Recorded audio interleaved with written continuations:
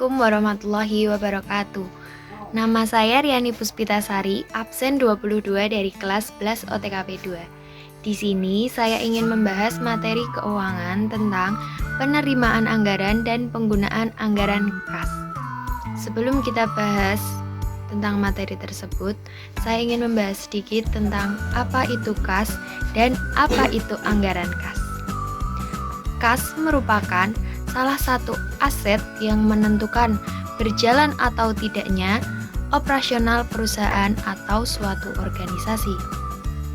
Perusahaan harus memastikan ada kas untuk periode yang akan datang beberapa bulan sebelum periode yang baru dimulai. Tanpa adanya kas, bisa dipastikan masalah keuangan suatu perusahaan akan terhambat.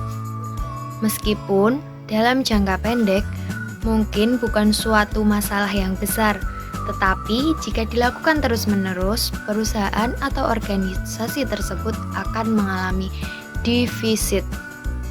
Karenanya, perusahaan memiliki tugas yang besar untuk mengendalikan kas, sehingga dalam menjalankan operasional untuk menjaga kelangsungan hidup suatu perusahaan, perusahaan juga harus membuat pengendalian kas yang efektif. Lalu bagaimana caranya? Nanti akan kita bahas. Sekarang kita bahas dulu apa itu anggaran kas. Anggaran kas atau cash budget merupakan salah satu alat untuk meramal arus kas yang terjadi pada waktu tertentu. Estimasi arus kas berlaku untuk menentukan apakah anggaran perusahaan cukup untuk memenuhi kebutuhan operasional perusahaan atau tidak. Lukman Samsudin menjelaskan lebih detail tentang anggaran. Beliau berpendapat, anggaran kas adalah suatu alat yang dapat digunakan manajer keuangan untuk meramalkan atau memperkirakan kebutuhan-kebutuhan dana jangka pendek dan untuk mengetahui kekurangan atau kelebihan uang selama periode budget tersebut.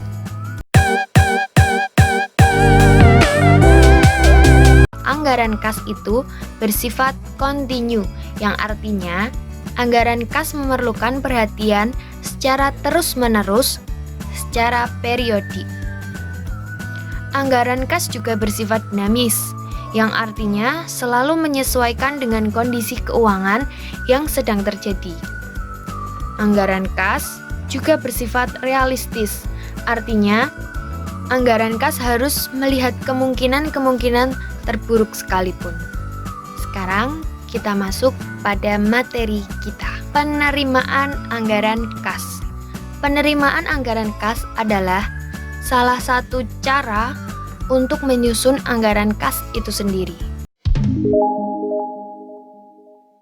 Penerimaan kas secara umum berasal dari pertama, penagihan piutang, kedua, penjualan tunai, ketiga, penjualan aktiva tetap, keempat, penerimaan lain-lain atau non-operating, misalnya penghasilan bunga, penghasilan sewa, penghasilan dividen, dan lain sebagainya.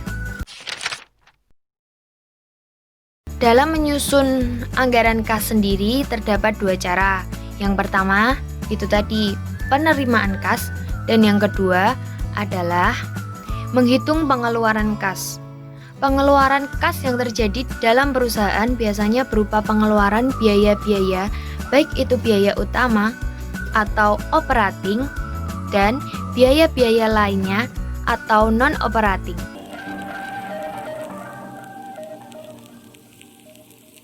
Dalam menyusun anggaran sendiri, dapat dihitung melalui pemasukan dan pengeluaran yang terjadi. Selanjutnya, kita dapat menyusun anggaran kas. Susunannya dengan seimbang antara pengeluaran dan penerimaan kas. Namun, akan lebih baik jika penerimaan lebih besar daripada pengeluaran. Itu artinya kondisi keuangan akan mengalami surplus.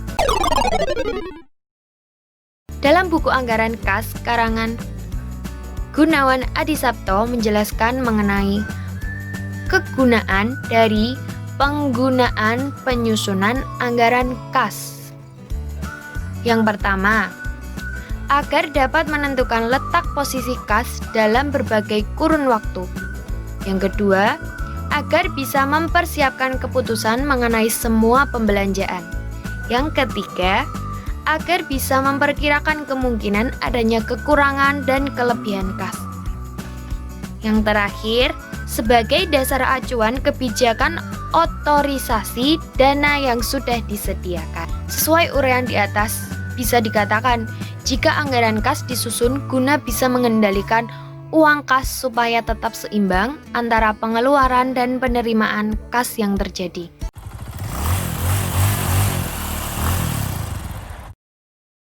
Itu saja yang dapat saya sampaikan. Bila ada salah-salah kata atau salah dalam penyampaian materi, mohon dimaafkan. Wassalamualaikum warahmatullahi wabarakatuh.